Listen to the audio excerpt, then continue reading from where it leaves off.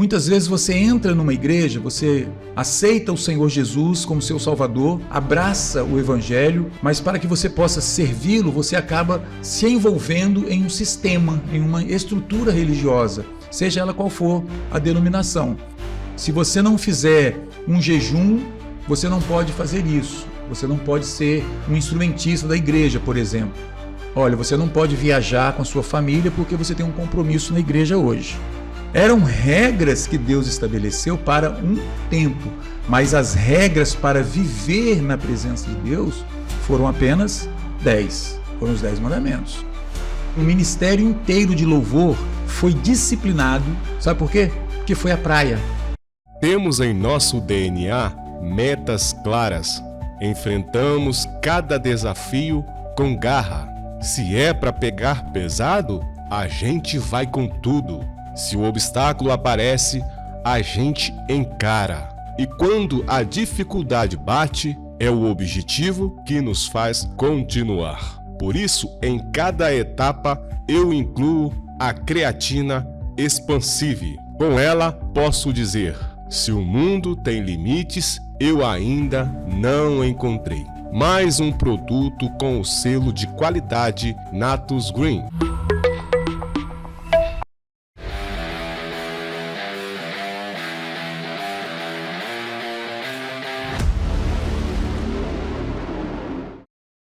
Muito bem, boa noite. Está começando mais um podcast no Plano 7.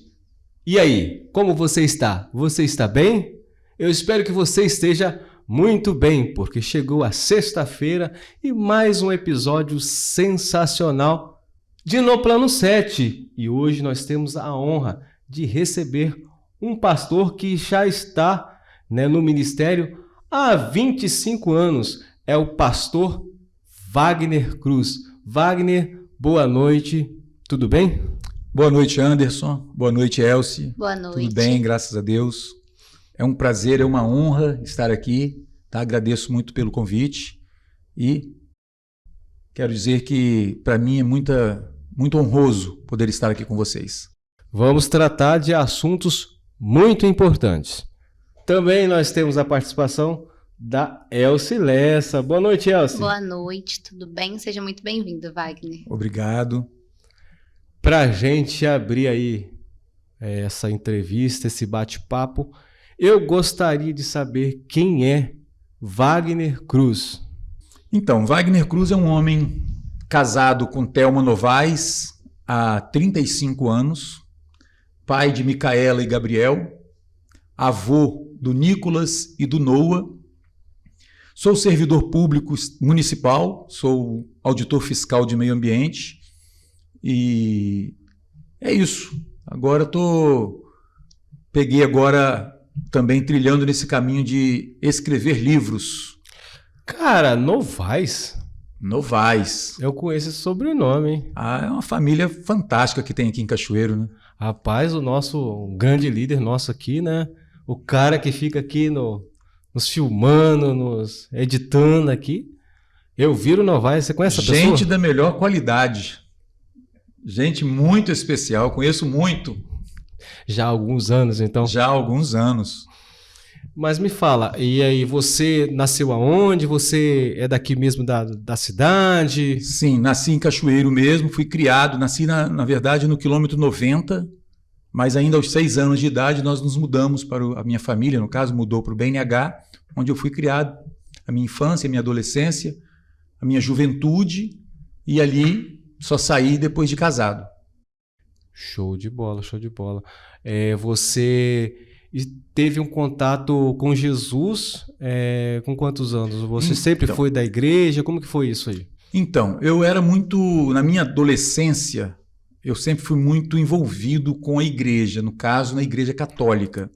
Sempre fui muito envolvido, inclusive depois que eu fiz a primeira comunhão, né, que eu era meio que um auxiliar das professoras de catecismo. E aos 17 anos, quando eu completei 17 anos, eu fiz 17 no dia 8 de fevereiro e no dia 24 de fevereiro eu tive uma experiência que mudou a minha vida. Uma experiência mais profunda. Com Deus, mais profunda, onde eu pude sentir de fato o poder de Deus na minha vida. Após um momento de reflexão, eu estava num local de trabalho, e naquele momento de reflexão ali, eu senti a presença de Deus na minha vida e meio que uma convocação dele para que eu fosse para a igreja onde eu me converti. E foi para qual denominação? Na época, na Igreja Cristã Maranata.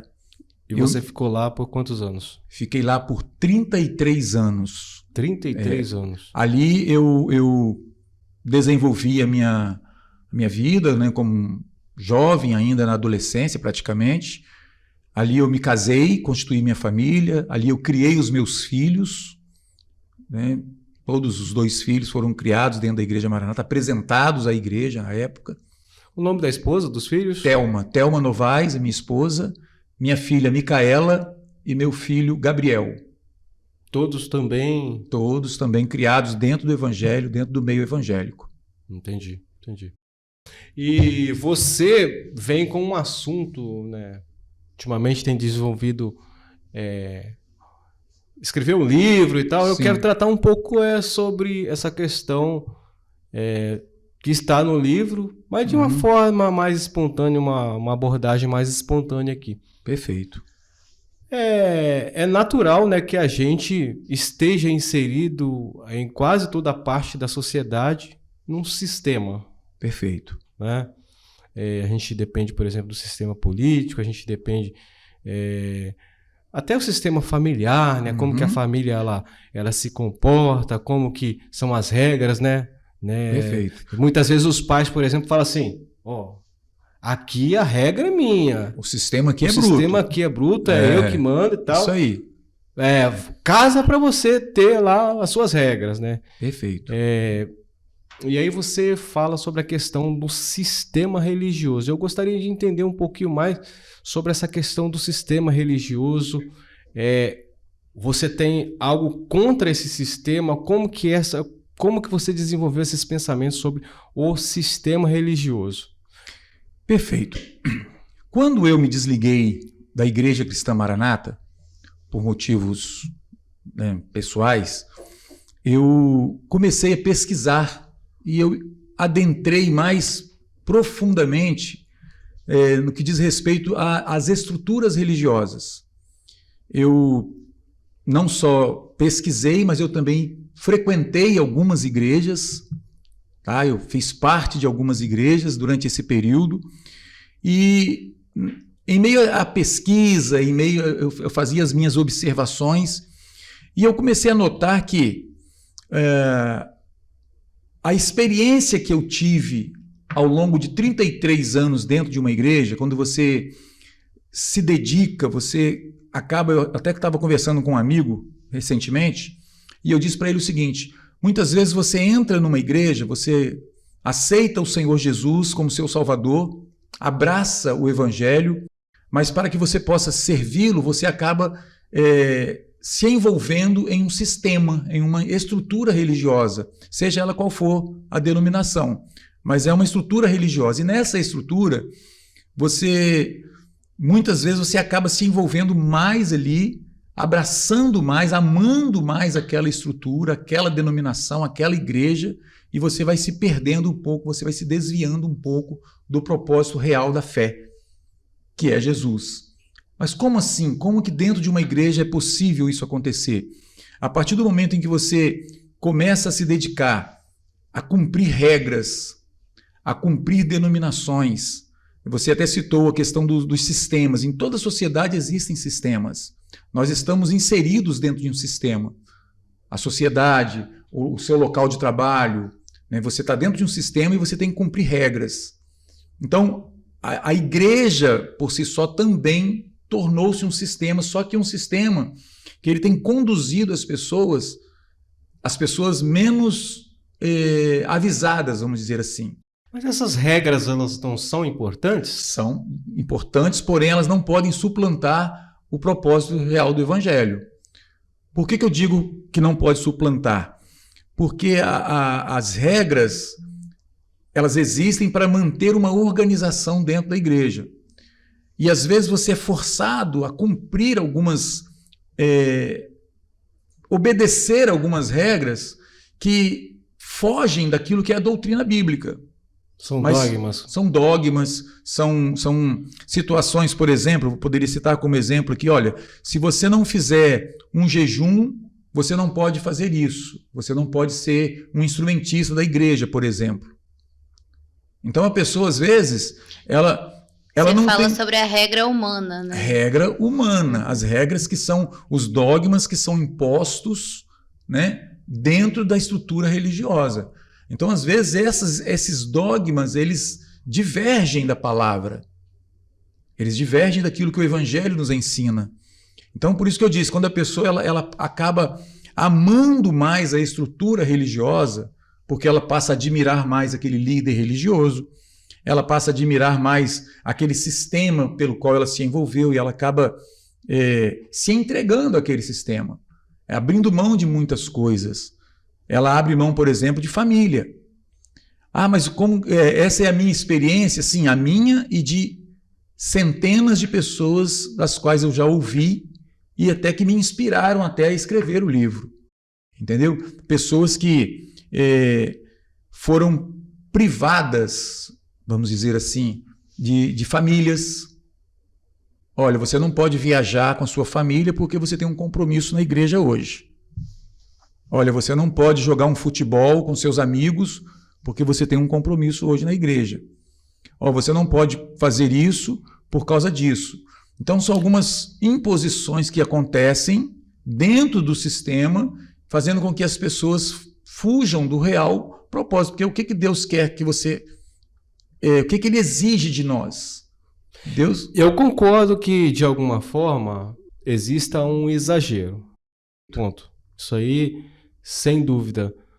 Mas a questão de alguma forma, algumas regras, não é de alguma forma porque o povo em si ele é muito ocioso, muito rebelde em si? Até porque até o povo de Israel, lá no Primeiro Testamento, tinha várias regras, né? Perfeito. Porém, não tinha várias regras. Tinham os 10 mandamentos. Tá? As regras do povo lá em Israel eram os 10 mandamentos. Depois que eles começaram a acrescentar outras regras, mas as vindas de Deus foram os 10 mandamentos, certo? E aquelas que Deus determinou a Moisés, no livro de Levítico, a gente lê ali as leis que foram estabelecidas para que o povo... Porém, é importante a gente ressaltar que quando Deus estabelece aquelas leis para o povo, notem bem, o povo havia saído do Egito, estava acostumado com a escravidão. Então eles não tinham outra coisa senão, eles não conheciam outra coisa senão a escravidão. De repente eles estão diante da liberdade, a libertação. Agora não somos mais escravos, vamos para o deserto. Um povo que caminhou um percurso que normalmente, levando-se em conta as circunstâncias da época, esse percurso ele duraria talvez uma média de 2 anos para chegar dali do Egito até a terra de Canaã. Porém, levaram-se 40 anos. Por quê? Aí Deus estabelece algumas regras para o povo, porque seria uma caminhada árdua, seria uma caminhada longa, seria uma caminhada que tinha mulheres, crianças, animais, entenderam? E uma multidão, eram milhões de pessoas. Então, era necessário que se tivesse algumas regras para que o povo conseguisse suportar aquela caminhada. Eu citaria aqui, por exemplo, vocês não podem comer a carne de animais que têm a unha fendida, por exemplo. Por quê? Porque era uma carne mais remosa, era uma carne que poderia fazer mal para o povo. Entendeu? Então, eram regras que Deus estabeleceu para um tempo, mas as regras para viver na presença de Deus foram apenas 10. Foram os 10 mandamentos. Entendi. Então, no caso, você fala que o sistema religioso, a corrupção dele vem quando o ser humano ele passa a querer ser maior do que Deus, é isso? Exatamente. Ele começa, quando o líder religioso ele quer se apresentar de uma forma mais importante do que Deus. Então, eu lembro que eu tive logo que eu me desliguei da igreja Maranata, conversando com uma irmã da igreja, eu questionei, eu fiz essa colocação. Então, você prefere... eu falei para ela assim, eu prefiro Deus do que o líder fulano de tal. E ela respondeu com todas as letras para mim, eu prefiro fulano de tal.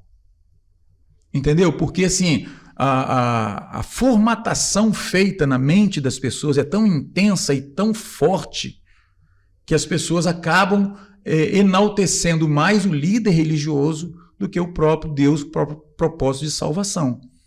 Então, se aquele líder religioso disser assim, olha, essa caneca aqui, você não pode beber água dela, porque se você beber água dela, você vai para o inferno. As pessoas não vão beber água dela. Porque aquele líder disse, Deus me revelou que essa caneca aqui ela é preta, então por ela ser preta, ela não pode, entendeu? Então, aí as pessoas entram nessa vibe com aquele líder e fogem daquilo que a Bíblia ensina. Mas o líder falou, então, Deus falou com ele, eu tenho que seguir. Mas você não há de convir que muitas das vezes isso não tem nem a ver com o sistema organizacional? Que muitas das vezes tem a ver com pessoas que estão, os falsos profetas dentro das igrejas, por exemplo, muita gente, por exemplo, monta igreja porque quer ter vantagem financeira. Ele usa equipar e tal. Eu conheço, por exemplo, infelizmente, é uma constatação, inclusive vou trazer um rapaz para falar sobre esse assunto, que ele dá um curso de hipnose. Uhum. Entendeu? Ele dá um curso de hipnose. Ele falou que tem lá dentro do curso dele pessoas de matriz africana, evangélicos, pastores fazendo curso com ele. Sim. Para fazer o espetáculo na igreja. Sim. Mas tipo assim, eu vejo, por exemplo, a minha igreja, não, a igreja que eu pertenço, que eu faço parte, né? Nós fazemos parte da Igreja Batista, que tipo assim, o sistema que ela aborda e a forma que ela aborda é muito importante para o desenvolvimento do evangelho. Perfeito. Entendeu? Perfeito. Ocorre que o que você falou com relação à questão das pessoas, dessa corrupção por causa das pessoas, mas é isso que corrompe a estrutura, porque eles trazem isso para dentro da estrutura. Quando eu falo do sistema religioso, claro, igual você citou, a Igreja Batista, a Igreja Presbiteriana, elas seguem a mesma linha desde sempre, certo? Eu poderia citar a nossa igreja, a igreja atual que eu faço parte hoje, ela também escolheu essa linha, né, de seguir fundamentados na Bíblia, na palavra de Deus. Então, existem sim as igrejas que têm a sua estrutura, que são benéficas. É igual essa questão financeira. Na nossa igreja, o nosso pastor, ele recebe um salário dele. Sim, entendeu? É justo. E assim, ele não toca no dinheiro. Uhum. Tem uma equipe de financeiro que verifica tudo e se ele precisar de alguma coisa, ele precisa de ir para reunião, isso e aquilo, passar outro, pelo conselho, isso aí. Para evitar todo tipo de fadiga, ele não toca, ele não coloca a mão no dinheiro. Até mesmo por questão assim de transparência. Né? Perfeito. O que acontece? Quando a gente fala de corrupção, as pessoas logo pensam na corrupção financeira, certo? Sim. Mas na verdade a corrupção ela é generalizada.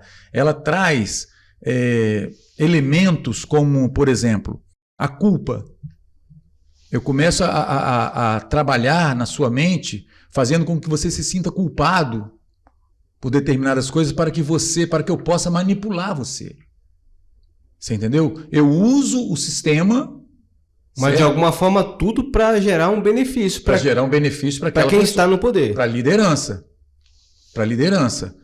Mas, infelizmente, quando a gente fala do sistema religioso, é porque o que acontece? Todas essas pessoas elas estão dentro de um sistema religioso. Ela não fala assim, é o pastor Wagner. Não, é a igreja fulano, é a igreja tal, do pastor fulano. Entendeu? Primeiro ela coloca a igreja. Ele coloca a igreja como se fosse uma proteção, uma blindagem para ele fazer o uso desses subterfúgios para ele se beneficiar. Quando eu falo da corrupção, mas a corrupção é de agora? Não, ela não é de agora. A corrupção ela é muito mais além. Mas você acredita que, por exemplo, a saída de Martim Lutero, por exemplo, para o movimento de reformista, ele saiu, ele não montou um sistema, durante o percurso que aconteceu novos sistemas? Criaram-se novos sistemas e esses sistemas se corromperam novamente. Quando Martim Lutero ele e tantos outros propõem a reforma, ele queria exatamente acabar com aquela corrupção que já havia no sistema. Quem é que, né, a gente estudou isso, das indulgências, todas aquelas coisas que eram propostas. Para você conseguir um lugar no céu, você paga mais que você vai ter um lugar melhor no céu. Então, isso vem de longas datas. Quando você pega a Bíblia, você vai lá no livro de Samuel, no primeiro livro de Samuel, o sacerdote Eli, a Bíblia fala que os filhos de Eli, eles corrompiam o povo. Eles levavam fogo estranho para dentro do tabernáculo. Os filhos de Samuel foi juiz, um homem de Deus, um homem separado por Deus, mas os filhos dele também foram colocados, eles julgavam a terra. Então, quando eles iam julgar uma causa, eles recebiam propina para beneficiar um. E a Bíblia fala sobre isso. Aí quando você chega agora no tempo de Jesus, você pega lá os sumos sacerdotes, Anás e Caifás, né?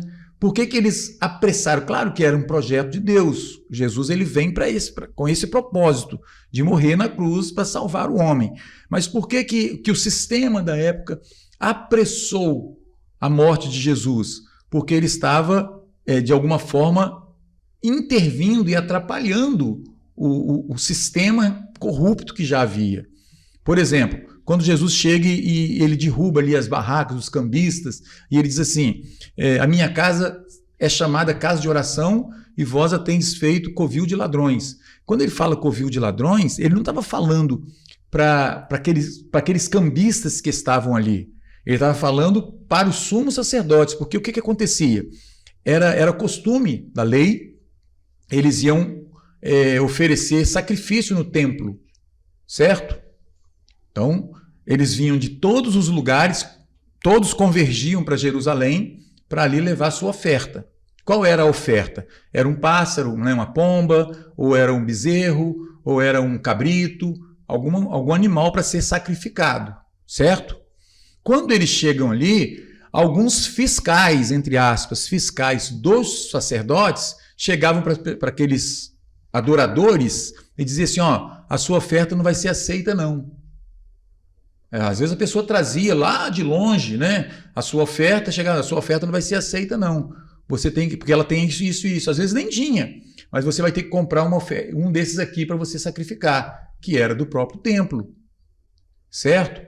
Que era do próprio. Quem eram os donos daqueles animais ali? Eram os sacerdotes. Então eles vendiam mais caro para que as pessoas, aquele que a pessoa levava era descartado. A pessoa era obrigada, forçada a comprar um outro, tá? Pagar mais caro para sacrificar. Então a corrupção ela já vem desde muitos anos. Ela não é de agora. A corrupção do sistema não é uma coisa da nossa época. Ela vem de longas datas. Você viu, né? Você passou por uma situação que você começou a enxergar, mas antes disso você cumpria todos os requisitos ou você sempre se sentiu incomodado? Fielmente. A minha grande frustração foi justamente por isso. Eu era um cumpridor fiel do sistema, das regras. E já na condição de pastor, eu inclusive punia, né, dentro das regras da igreja, aqueles que não cumpriam com as regras, entendeu? Então assim, mas era uma coisa, aí depois que eu saí, que eu consegui me desligar, e não é uma coisa muito fácil, viu Anderson, viu Elcio? Não era uma coisa muito fácil de se desligar, porque eu vivi a minha vida, eu cheguei ali ainda quase adolescente, e vivi um período assim, a minha vida toda foi formatada ali dentro, certo? Toda a minha vida, toda a minha história, a minha família, a minha esposa, meu casamento foi ali. os meus filhos foram chegando, tudo ali dentro, a minha vida inteira foi ali. E ao ponto de eu entender que eu não saberia fazer mais outra coisa senão viver ali dentro, certo? Então, daí a grande frustração. Inclusive, eu escrevi um outro livro que está para ser publicado, cujo título é Feridas na Alma, porque essas regras impostas, e quando você as cumpre de forma fidedigna, e de repente você se frustra, você se decepciona, isso causa feridas irreversíveis nas pessoas. Eu conheço pessoas, eu lido com pessoas que não conseguem se curar, porque sofreram tais feridas por causa dessas imposições, com promessas que não se cumprem, que hoje as pessoas estão assim, consultórios de psicanalistas, de psicólogos, assim, lotados. Existe inclusive foi formado um grupo que tem advogados, psicólogos e outros profissionais que atuam auxiliando as pessoas que saíram dessa igreja. E você? Como Não, saiu? eu confesso que eu me desliguei da igreja em 2013. Me desliguei e comecei a participar de um outro ministério durante 2 anos e meio. Porém, na minha cabeça, eu entendia que eu ia morrer espiritualmente se eu não voltasse. E eu voltei. 2 anos e meio depois eu voltei. E foi nessa volta que eu pude entender, que os meus olhos começaram a se abrir, que eu comecei a enxergar com mais clareza a realidade do sistema. Não culpo assim, não estou dizendo assim, isso é só nessa igreja que acontece. Não, não é. Porque depois que eu voltei e saí novamente, aí eu comecei a pesquisar e eu comecei a adentrar em outros sistemas. Participei de outras igrejas por tempos curtos, mas com o propósito de conhecer e de estudar sobre aqueles sistemas. A igreja que o senhor pertence hoje não é um sistema? É um sistema. Porém, é um sistema que não oprime. Porque, inclusive, uma das condições que eu coloquei para fazer parte, quando eu fui convidado para participar, para fazer parte desta igreja, uma das condições foram essas. Foi essa. De não me submeter mais a sistemas. Eu vou fazer aquilo que eu entender que Deus tem o propósito de fazer. Por exemplo, domingo passado agora, anteontem, eu preguei na igreja lá em Piúma, na nossa igreja lá em Piúma, ICR. Mas se eu não quisesse ir lá, não teria problema algum. Tá, mas isso, no caso, o senhor foi pregar porque lá, de repente, é uma pregação... Não, eu fui convidado pelo pastor de lá. Tá. Certo. Mas o senhor marcou um compromisso de ir lá pregar, o senhor tem que ir. Sim, mas se eu pudesse, no último momento, se tivesse surgido um imprevisto, eu poderia dizer para ele, surgiu um imprevisto aqui, eu não posso ir. Mas em outras épocas, em outros sistemas, isso era inadmissível. Aí você ia ser disciplinado. Eu seria disciplinado por causa disso. O livre-arbítrio não existe. Isso aí, eu seria disciplinado. Tá, vamos voltar um pouquinho do sistema aqui. Para falar sobre o sistema e tal, o senhor acabou adentrando em alguns outros sistemas, Sim. pesquisou e tal. Sim. O que mais te assustou? Eu quero que o senhor traga uma história do que mais te assustou dentro todos esses sistemas. Não precisa de citar religião, Sim, não. sim. Mas eu preciso que o senhor faça uma narrativa do que mais te assustou dentro de um sistema. Exatamente isso que eu te falei. A culpa e o medo. As pessoas elas vivem com medo dentro do sistema. Tá, mas exemplifica para mim, por exemplo, eu fui na igreja, e tal, porque de alguma forma parece subjetivo para mim, entendeu? Porque, tipo... Um exemplo, assim, real. Não deixaram a pessoa entrar porque na minha igreja não pode usar calça. Aí botaram a pessoa pra fora. Exato, eu tive que... Alguma coisa assim. A pessoa entrou na igreja e tal... Pintou o cabelo, foi excluído. Ou se não, deixou o carro, fui embora a pé. Alguma coisa assim. Eu vou te contar uma coisa. Eu fui, enquanto pastor, um grupo inteiro, um ministério inteiro de louvor foi disciplinado Sabe por quê? Porque foi à praia. E foi à praia, assim, um grupo de jovens, foi à praia normal, mas voltaram bronzeados, não podia. Aí foi disciplinado. Quer ver um outro exemplo? Um juiz de direito, ele era diácono desta igreja e era responsável por um trabalho, uma congregação pequena, e saiu uma pequena notinha, uma notinha bem pequena no jornal, dizendo que ele poderia estar envolvido numa situação de alvará, de soltura. E foi determinado que esse diácono fosse, assim, de forma sumária, afastado daquela igreja. Ele foi afastado daquela igreja, sem ao menos ter o direito de se defender. Tanto que depois aquilo não prosperou, porque ficou provado que ele não tinha envolvimento algum, mas a ferida já estava causada nele. Entendeu? Então, o que mais me assusta no sistema religioso é exatamente isso. É essa questão de você não ter o direito de se defender. Se eu disser para você assim, Anderson, eu preciso que você vá lá no centro da cidade resolver um negócio para mim. Você pode dizer assim, Wagner, eu não vou hoje não posso não, tenho um compromisso aqui. Mas se eu disser para você assim, Anderson, o Senhor revelou para mim que você tem que ir lá no centro da cidade resolver esse assunto para mim. Já tem outro peso. E é exatamente isso que as pessoas usam no sistema religioso. Entendeu? Aí eles jogam um peso em cima da pessoa, que aí a pessoa vai pensar assim, opa, mas peraí, se eu não for, é Deus que está mandando eu ir. Eu vou desobedecer a Deus. Você entendeu? Então, isso é que me assusta dentro do sistema religioso. Não é nem a questão financeira. A questão financeira, que também é um erro, sim, fatal, mas o que me assusta é o emocional. O senhor chegou a frequentar outras igrejas, assim, de entrar e tal, assistir reuniões de diversas denominações para chegar a uma conclusiva? Sim, participei de algumas. Como que foi essas experiências? Então, na verdade, o que acontece? Eu participava até de forma assim, era convidado até como pastor, porque eu já era conhecido como pastor.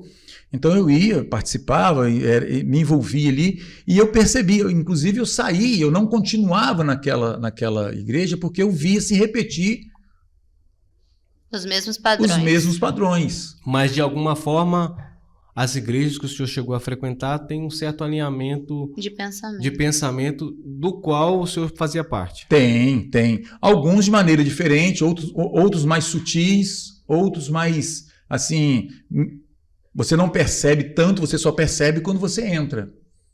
Quando você está de fora. Eu me lembro que tinha um rapaz na igreja que ele dizia o seguinte, aqui na igreja não se proíbe nada, até você se envolver e começar a ter funções na igreja. Aí você começa a ser podado, aí começa a vir as podas, entendeu? Então, assim, o sistema ele é o mesmo. Claro, eu não posso generalizar isso. Como você falou, eu conheço algumas igrejas que elas têm o propósito de conduzir a sua liderança com base bíblica. Mas quando você começa assim, Deus revelou, nós fizemos uma reunião aqui e Deus... Porque, veja bem, você pode perfeitamente se organizar dentro da palavra, porque a própria Bíblia ela já está por si só revelada. Entendeu? As regras que nós precisamos para viver. Por que eu falo isso, Anderson e Elsie? O que acontece? Eu aprendi ao longo da minha vida que a Bíblia tem um propósito. Qual é o propósito da Bíblia? Qual foi o propósito que trouxe Jesus ao mundo? Foi salvar o homem, certo? Então a Bíblia, por si só, ela tem essa capacidade de te mostrar como você deve viver para alcançar essa salvação. Eu costumo dizer que a Bíblia é a revelação de Deus. É a revelação de Deus. Ponto. Eu acredito muito nessa revelação. Perfeito. Tá. O senhor presenciou ou de alguma forma se decepcionou com alguma suposta revelação? Diversas. Exemplo. Não, igual eu te falei, fazia parte de reuniões de pastores, e em determinado momento, o que eu vou falar é sobre manipulação, porque se usa a questão da revelação para manipular as pessoas. Mas o senhor acredita numa revelação, por exemplo, fora do que está escrito na Bíblia? Por exemplo, um irmão te entregar uma revelação? Acredito, creio. Eu creio nisso. Eu creio porque a Bíblia, nós servimos a um Deus que é vivo. Se ele é vivo, ele pode falar. Ele é vivo e ele não é mudo. A Bíblia não fala que ele é mudo. É um Deus vivo. Mas você acredita que pessoas usam dessa manobra para... Totalmente. E como que você consegue definir quem está te manipulando e quem não está? Então, essa que é a questão. Por isso que o livro ele traz essas reflexões que nós precisamos exatamente refletir sobre isso. Será que a fé que eu estou vivendo hoje, eu estou depositando a minha fé aonde? Naquilo que o líder está falando ou naquilo que a palavra me ensina, aquilo que a Bíblia me ensina?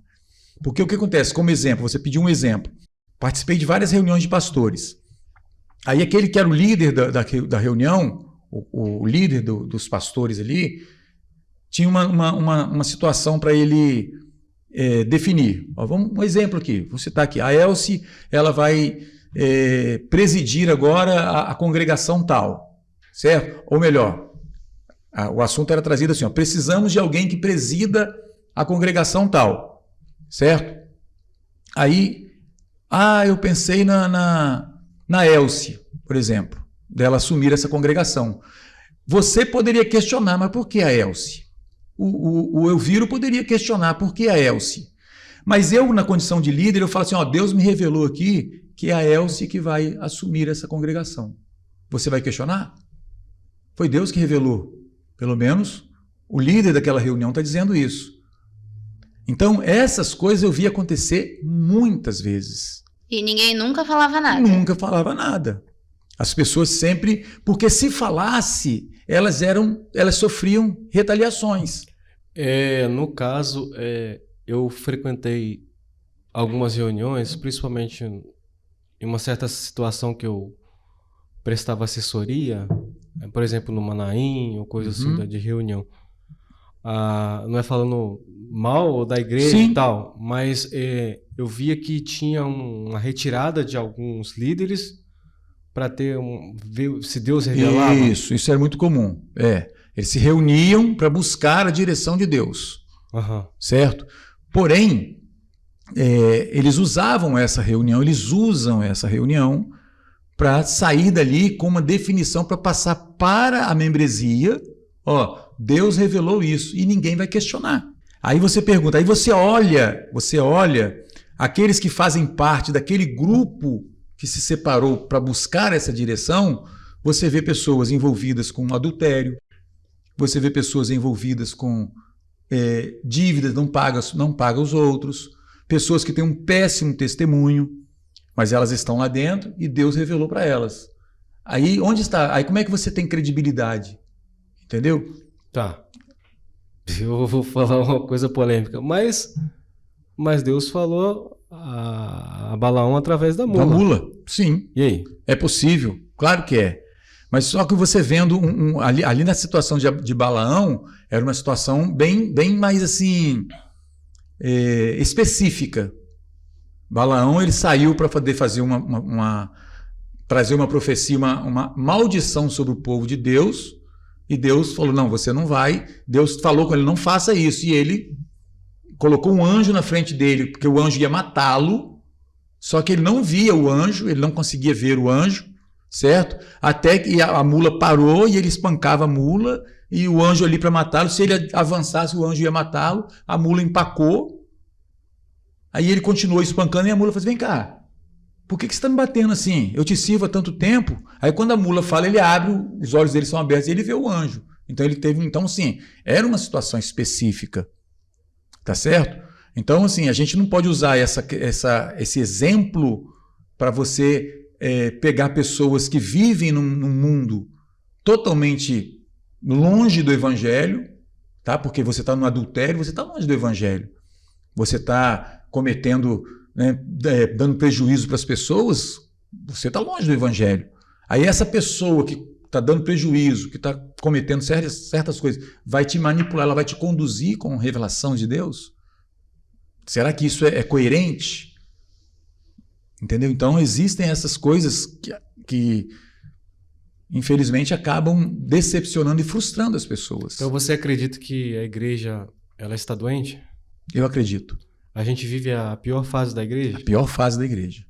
Nós vivemos hoje, a nossa geração, a geração atual, é a pior, com todo respeito às pessoas, eu não estou aqui para criticar A ou B, mas é a pior geração de crentes da história. Eu me incluo nisso, tá? Eu me incluo nisso. Eu não sou santo, não. Eu sou pastor, estou pastor, procuro viver a minha vida de acordo com o Evangelho, tenho as minhas falhas, tenho os meus defeitos, né? Eu não sou perfeito, mas nós vivemos a pior geração de crentes da história. Mas isso não seria cumprimento da palavra? Sim, mas aí seria. Até acredito que seja. Porém, há um grupo que vai sair ileso disso. Um pequeno grupo. Certo? Tem um Mas o senhor grupo. acredita que, por exemplo, as pessoas que foram obedientes aos seus líderes e tal, e de alguma forma acreditando que foi Deus que realmente falou e tal, elas deixarão de herdar o céu? A Bíblia fala o seguinte: Deus não leva em conta os tempos da ignorância, certo? Então, enquanto você não sabe o que está se passando, Deus não vai levar em conta isso. Mas a partir do momento que você abre os olhos e começa a enxergar essas coisas, você começa a ser alertado quanto a isso e você não se dá conta, eu penso que as pessoas correm o risco de perder a salvação. Essa é a minha opinião, entendeu? Como eu disse, não sou o dono da verdade, eu não tenho, mas é a minha opinião. Quando você tem conhecimento de fatos concretos, fatos reais, situações reais, verdadeiras, e você se mantém ali sob aquela situação, você corre o risco, porque você está sendo conivente. Qual é o motivo que você acredita que há tantas denominações? Talvez existem vários aspectos, vários motivos. Por exemplo, questão financeira. As pessoas querem sair para montar uma igreja. Eu tenho um amigo que é da igreja, um médico, inclusive, e esse médico ele tem um amigo médico que já o convidou diversas vezes, e esse amigo médico ele não tem nenhum envolvimento com o evangelho, ele não é evangélico, ele não é crente, não é cristão, ele não exerce nenhuma, pelo menos não demonstra, né, nenhuma vida cristã, e ele já convidou esse médico, amigo meu, diversas vezes para abrir uma igreja. Você é crente, você está lá na igreja, vamos abrir uma igreja para nós, a igreja dá muito dinheiro. Então tem esse aspecto, infelizmente, tem pessoas que abrem igreja visando lucro financeiro, tem pessoas que abrem porque discordam do que está acontecendo naquela igreja da qual faz parte. Então ele sai e abre uma outra, inicia uma outra, com o propósito de mudar aquela situação. Mas o senhor há de convir que nem toda discordância ela é real, né? Ela é uma discordância com princípios e coisas assim. Sim, eu concordo. Mas a grande parte das igrejas que surgem são dissidentes de outras igrejas. A Igreja Maranata mesmo é uma igreja que saiu da igreja presbiteriana. Por que ela saiu da igreja presbiteriana? Porque, à época, o atual líder da Igreja Maranata, ele disputou a eleição para a presidência daquela igreja presbiteriana, e como ele era de uma família muito influente, ele contava de que essa eleição estava ganha. No entanto, no final da apuração, quem ganhou foi uma pessoa mais simples, um outro pastor mais simples, bem menos influente, e esse não concordou com aquele resultado, e ele saiu, então, e levou com ele um grupo de pessoas. Falando nisso, o senhor é calvinista ou armeniano? Então, eu já respondi essa pergunta algumas vezes para algumas pessoas. Eu sou de Cristo. Como o apóstolo Paulo disse, assim, uns dizem que é de Cefas, outros de Pedro, outros de Apolo, eu sou de Cristo. Porque assim, o que eu penso, Anderson, com relação a isso? É um debate muito longo isso. Eu tenho muitos amigos que defendem a tese calvinista, outros que defendem, né, arminiano e tal. Mas assim, eu penso que essas coisas são muito irrelevantes quando se diz respeito à salvação. Entendeu? O que eu penso? Calvino foi um homem de Deus que estudou a palavra e a interpretou e colocou as suas teses, as suas interpretações. Armínio da mesma forma. Eu quero aproveitar a oportunidade, né? Sim. O senhor é um líder religioso, para me falar um pouquinho sobre essa questão hoje da guerra entre Israel, Irã, né? Lá o Oriente Médio lá. Eu gostaria que o senhor desse uma opinião sobre esse assunto. Então, a gente sabe que Israel é um povo, desde os primórdios, um povo separado por Deus. E eu costumo dizer, e aprendi isso ao longo da minha vida, que Israel é como se fosse um relógio de Deus. As coisas que acontecem em Israel, se nós formos olhar na palavra de Deus, nós vamos ver que as coisas se cumprem fielmente ali, aquilo que se fala em relação às profecias que se tem em relação ao fim dos tempos. E Israel está diretamente ligado. A gente sabe também que Israel, desde os anos 70, quando houve a diáspora, né, quando houve a dispersão do povo judeu, e eles ficaram sem um lugar para viver, ficaram espalhados pelo mundo. Em 1948, então, nasceu o povo judeu, quando houve o sionismo, as pessoas voltaram para Israel. Logo depois, né, assim, bem logo depois da volta que houve ali na ONU, a criação do Estado de Israel, veio a Guerra dos 6 Dias. Quer dizer, Israel não tinha nenhum tipo de exército preparado para enfrentar aquela guerra, e, no entanto, eles saíram mais do que vencedores naquela guerra ali. Porque os países vizinhos, eles queriam... Hoje, Israel é totalmente visado pelo mundo inteiro, sobretudo pelo povo do Oriente Médio ali. Então, eu penso que sim, o que acontece hoje é um sinal da iminente volta de Jesus. De alguma forma, eu vi que o Irã estava querendo construir, né, arsenal nuclear e tal. Tá desenvolvimento do urânio, né? Enriquecimento do urânio para produção de bombas atômicas e tal. E Israel se antecipou a isso. Por quê? Porque o propósito desses povos ali do Oriente Médio, e com o apoio, por exemplo, da Rússia, é combater Israel, né? É destruir o próprio Mas povo por de Israel. que eles têm tanto assim desejo de destruir o povo de Israel? Porque, teoricamente, ele não fez nada. Tá só ali. Porque é profético. É profético. Isso são profecias se cumprindo. Entendeu? Então, é o tempo do fim. Eu não sei quando que vai ser o fim. Ninguém sabe. Mas, por incrível que pareça, são tipo irmãos, né? São irmãos. São descendentes de Israel, são descendentes de Isaac, e o povo em volta, eles são descendentes de Ismael, que eram irmãos. Isaac e Ismael eram irmãos, filhos de Abraão. Porém, o filho da promessa era Isaac. Abraão, ele quis apressar o projeto de Deus e teve o filho com a escrava, que era Ismael. Tanto que Deus falou assim, não é esse não. O filho que eu te prometi é fruto de milagre. Fazendo uma análise de brigas religiosas, isso não transcende assim para as igrejas, para essa disputa todas que tem em igrejas, por exemplo? Eu não vejo assim não, Anderson, porque as igrejas, na verdade, a maioria das igrejas, sobretudo igrejas evangélicas, elas são mais voltadas para o cristianismo, para Israel. Então elas têm vou dizer uma atração, talvez nem fosse essa palavra, mas por Israel. Entendeu? Então, não existe assim uma igreja cristã que defenda, por exemplo, os outros povos ali, entendeu? Que fique do lado, nós vamos defender aqui, não tomar partido aqui do Irã, tomar partido aqui do Iraque, não. Todas as igrejas cristãs, elas defendem a causa de Israel. Inclusive, a palavra fala, né? Orai por Jerusalém. Então, nós aprendemos, ao longo da nossa caminhada cristã, que devemos orar por Jerusalém. É porque eu vejo assim o povo islâmico, esse povo que tem uma fé. Qual que é o Deus deles mesmo? Alá. Alá e tal. É. Eles fazem tudo pela fé Fazem deles, né? Cegamente também. Cegamente. É um sistema religioso. É o sistema É religioso. um sistema religioso que faz mal. Tanto a questão de explosões da própria pessoa, né? É por isso que eu estava observando, né?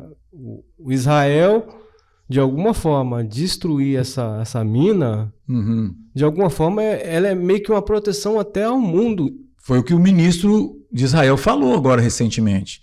Ele disse que essa ação de Israel foi uma defesa, uma proteção para a humanidade. Porque se o Irã, por exemplo, ele negocia a bomba atômica, por exemplo, com a Rússia, ou sei lá, se ele resolve, o mundo inteiro é dizimado e atingido, né? Com certeza. Então, a questão, assim, o ministro de Israel, o primeiro-ministro, falou que essa ação foi em defesa da humanidade, não foi nem só de Israel. Porque eles são capazes de sacrificar a própria vida. A própria vida.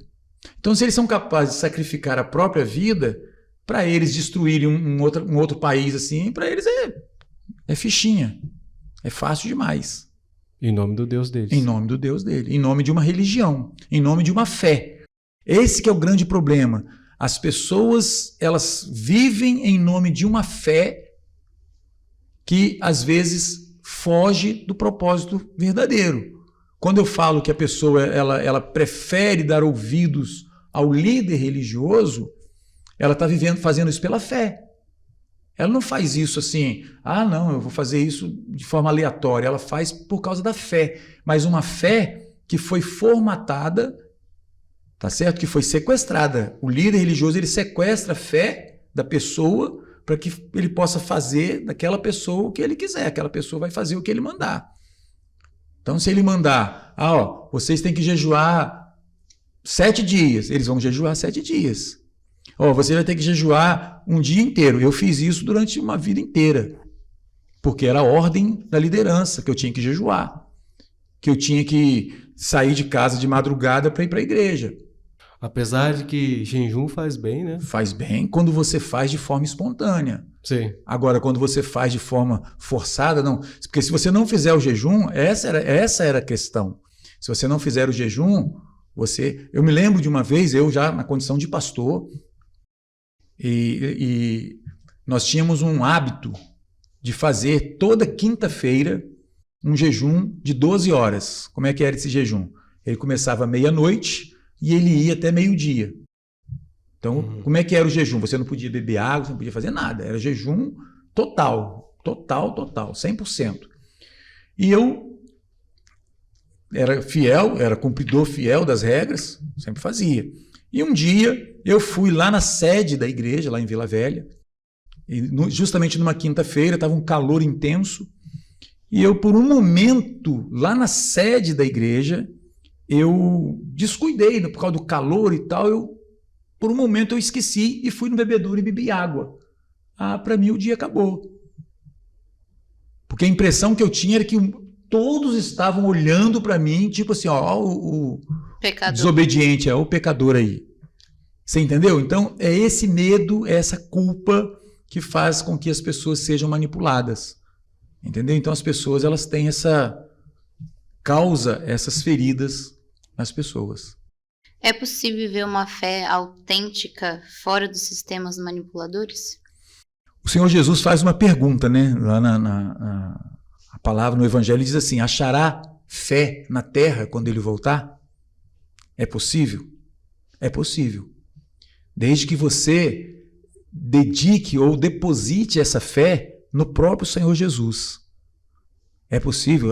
Eu saí de dentro de um sistema. Agora, é o que eu sempre falo, eu não quero desencorajar ninguém a congregar. Eu acho que as pessoas precisam congregar. Eu preciso ter a minha congregação, eu preciso congregar com os irmãos. A Bíblia fala bem assim: quão bom e quão suável é que os irmãos vivam em união, que sejam juntos. É importante, O que eu não posso é me deixar, entregar a minha fé para o sistema religioso. Eu preciso dedicar a minha fé ao Senhor Jesus. Então, o que acontece? O que é a igreja? Nós aprendemos isso. A igreja é o corpo de Cristo, não é isso? Todos nós entendemos isso, que a igreja é o corpo de Cristo. E eu sou um membro desse corpo. Certo? Eu sou um membro desse corpo. Eu sou um membro do corpo de Cristo. Tá? Eu não sou o corpo de Cristo, eu sou um membro do corpo de Cristo. Um membro fora do corpo, ele não vive, ele não sobrevive. Certo? Se eu pegar aqui um dedo e cortar meu dedo aqui, eu vou deixá-lo de lado aqui, ele vai, daqui a 24 horas eu não fico perto dele mais, porque ele já não serve para nada. O corpo fora, o membro fora do corpo, ele não sobrevive. Então eu preciso congregar, mas eu não posso entregar a minha fé ao sistema. Aquilo que você falou, mas o sistema ele tem regras? Tem. Por exemplo, eu faço parte da igreja lá. Eu não vou em momento, sempre quando ia batizar uma pessoa, que ela, eu quero me batizar, pastor, vamos batizar. Eu sempre dizia o seguinte, quando você está se batizando, você está dizendo o seguinte, eu aceito as regras dessa igreja. A partir do momento que eu faço parte, eu sou membro desta igreja e eu aceito as regras dessa igreja. Quais são as regras? Eu não vou dar mau testemunho, eu não vou, mas a igreja aqui ela proíbe isso, ela não pode fazer isso. Se eu aceitei entrar naquela igreja, eu preciso me submeter àquelas regras. O que eu não posso é entregar a minha fé para aquela estrutura religiosa. A minha fé ela vai continuar em Jesus. Eu vou continuar sendo cumpridor das regras.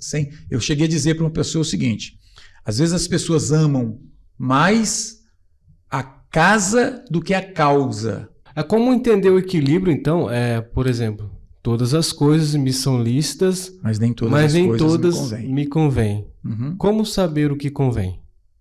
Dentro, se você não tem, por exemplo, clareza, você pode fazer uma tatuagem? Você pode fazer isso, pode fazer aquilo, tal. Existe e não existe essa regra, eu posso usar um shortinho, eu posso... A Bíblia fala de decência. O que é decência? Igual a questão do shortinho. É decente para uma mulher usar um shortinho? Entendeu? A tatuagem, como é que isso aparentemente... Eu particularmente não tenho nada contra, mas eu jamais usaria. Eu jamais faria. Conheço amigos que são cristãos, são presbíteros de igrejas e usam. Tem. Inclusive fez já, depois de velho, já membro da igreja, já presbítero da igreja, resolveu fazer.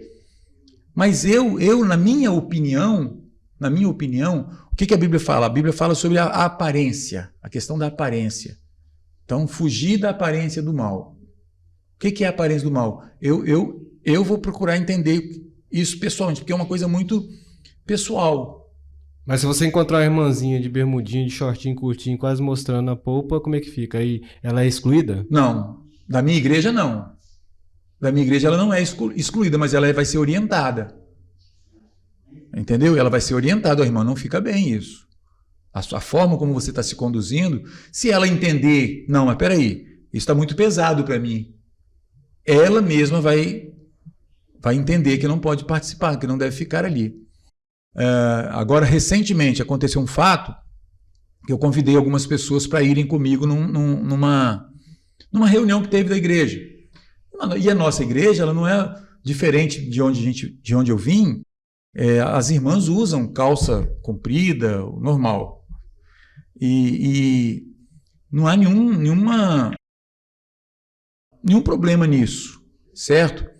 E eu convidei algumas pessoas para ir e elas chegaram lá, encontraram algumas irmãs da igreja de vestido, de saia. Ainda falou assim para mim, poxa, mas por que você não falou que tinha que vir assim? Eu falei, não, mas você não precisa. Não tem essa preocupação. As pessoas vieram porque elas tiveram vontade de se vestir assim. Mas se elas tivessem vestidas, por exemplo, de calça jeans, não teria problema algum. Então, assim, o que acontece? Nesse período que eu te falei, que eu frequentei algumas igrejas, eu ia numa igreja, eu prefiro não falar o nome, até por respeito ao pastor, que é muito meu amigo, e eu ia nessa igreja, e lá o pastor pregava de camisa toda estampadona e tal, e quando eu ia pregar, eu ia com meu blazer. Mas qual o problema nisso?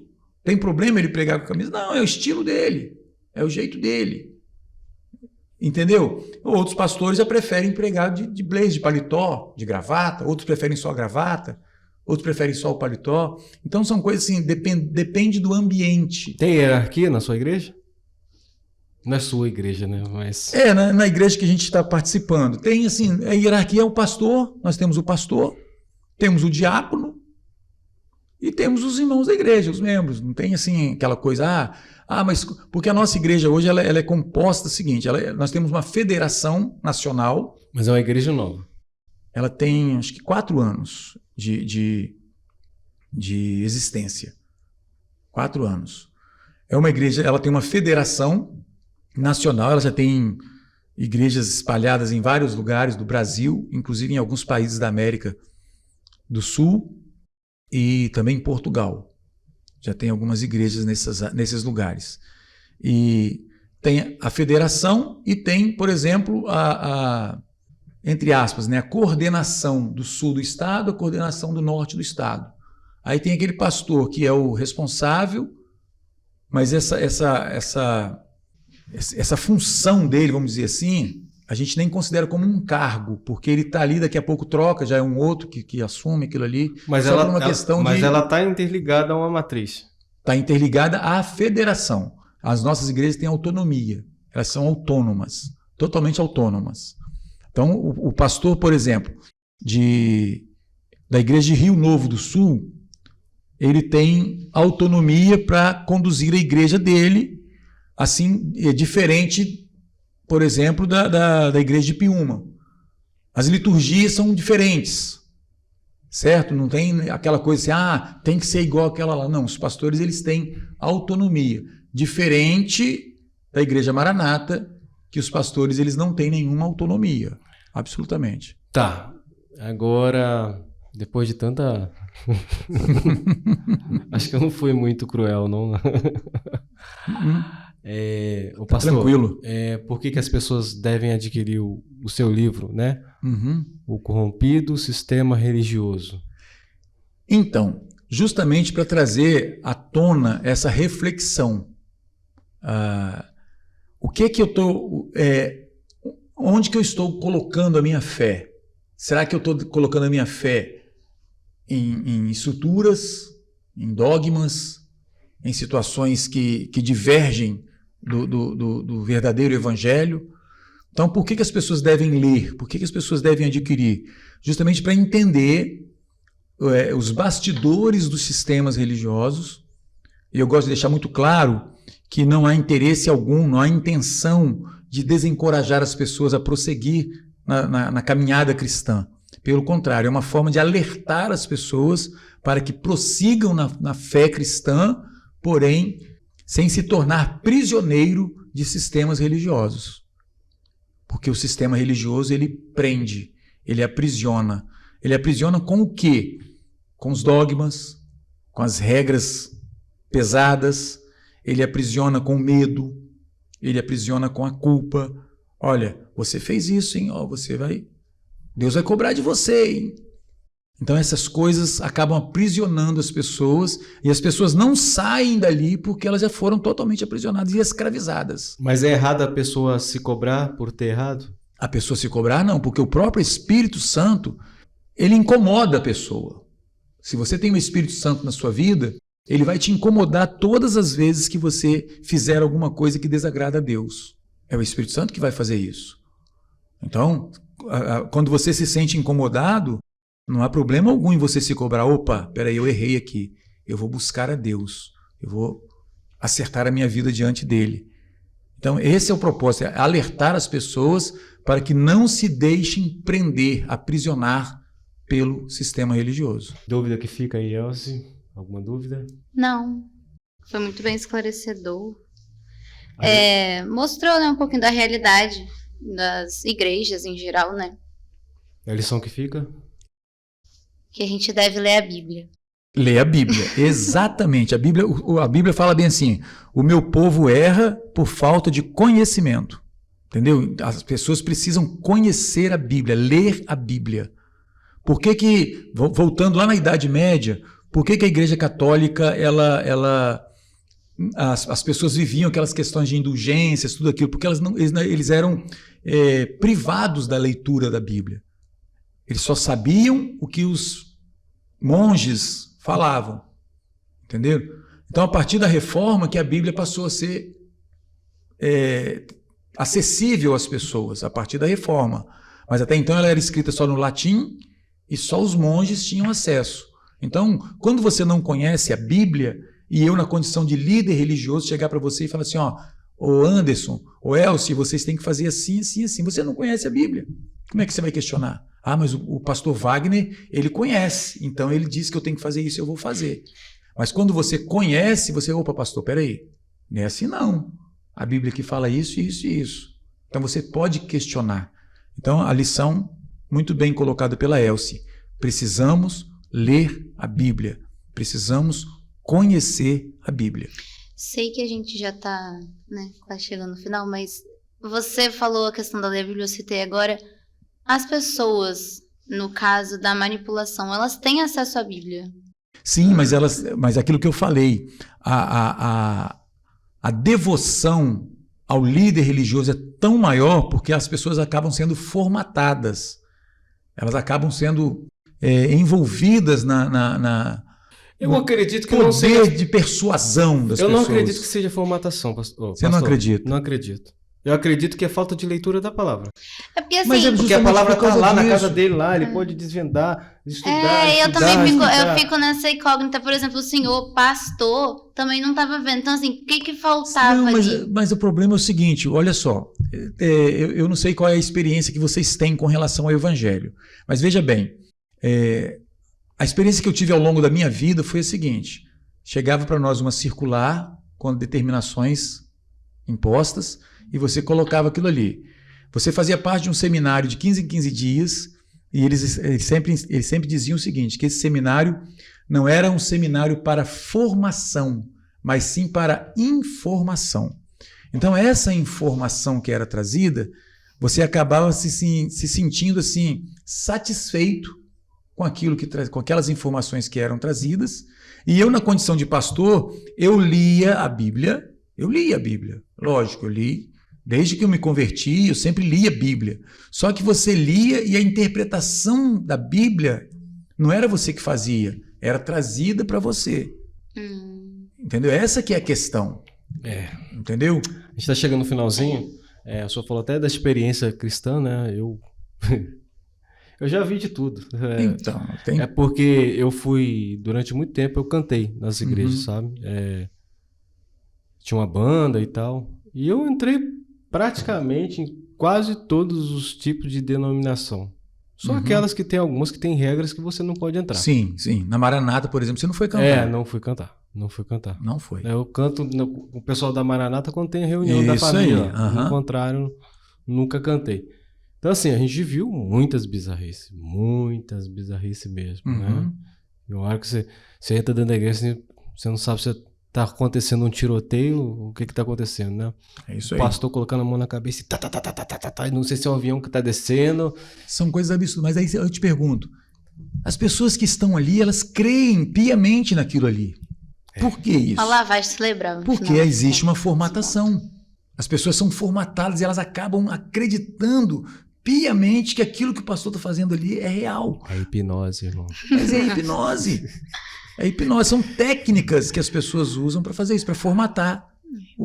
Pastor Wagner, muito bom o papo, mas a gente tem o nosso tempo cronometrado. Mas muito bom. Gostei muito eu gostaria de conversar com vocês. Deixar essa câmera aqui para você deixar o seu recadinho final, às vezes você tem alguma coisa a acrescentar para a gente finalizar esse papo de hoje. Perfeito. Eu queria deixar claro para as pessoas que eu, embora tenha debatido ultimamente ao longo desses últimos anos a questão do sistema, mas eu sou uma pessoa assim, extremamente apaixonada pelo Evangelho, apaixonada pela palavra de Deus, pela vida cristã, certo? E não tenho intenção alguma de causar desânimo na caminhada das pessoas, pelo contrário, o propósito é alertar, porque não tem nada pior do que você ver pessoas que entregaram a vida inteira dentro de uma estrutura religiosa e hoje estão perdidas. Eu conheço inclusive um pastor, amigo meu, que ele não quer passar em frente de uma igreja evangélica mais. Entendeu? De tantas decepções e feridas que foram causadas, que ele sofreu. Então, o que eu tenho a dizer é o seguinte: leiam a palavra, busquem a Deus, orem. A sua vida, hoje nós temos uma grande possibilidade. Nós temos, a Bíblia fala que o véu do templo se rasgou de alto a baixo. O que é isso? O que isso quer dizer? Aquilo que era mistério não é mais. Nós temos acesso livre a Deus. Eu posso perfeitamente lá na minha casa, no meu cantinho, no meu quarto, orar a Deus e Deus vai me ouvir. Então, não entreguem as suas vidas a estruturas religiosas. Ah, mas eu não posso congregar? Deve. Escolha uma igreja, de preferência uma igreja bíblica, tá? E congregue ali, sirva a Deus ali, mas nunca entregue a sua vida, a sua fé a estruturas religiosas, porque isso só vai causar dores na sua alma. Meu amigo Anderson, muito obrigado, viu? Foi um prazer. Eu que agradeço. Elcio. Igualmente, Obrigado. Elcio, foi um prazer. Senhor. Gente, vamos ficando por aqui e na próxima sexta-feira tem mais. Mas antes da gente finalizar, você que chegou aqui de curioso para ver, de repente, pela polêmica em si inserida, né? Porque muita gente vem pela polêmica. Deixa aí o seu like, deixa a sua inscrição e deixa o seu comentário aí. Até a próxima sexta-feira. Tchau. Grande abraço.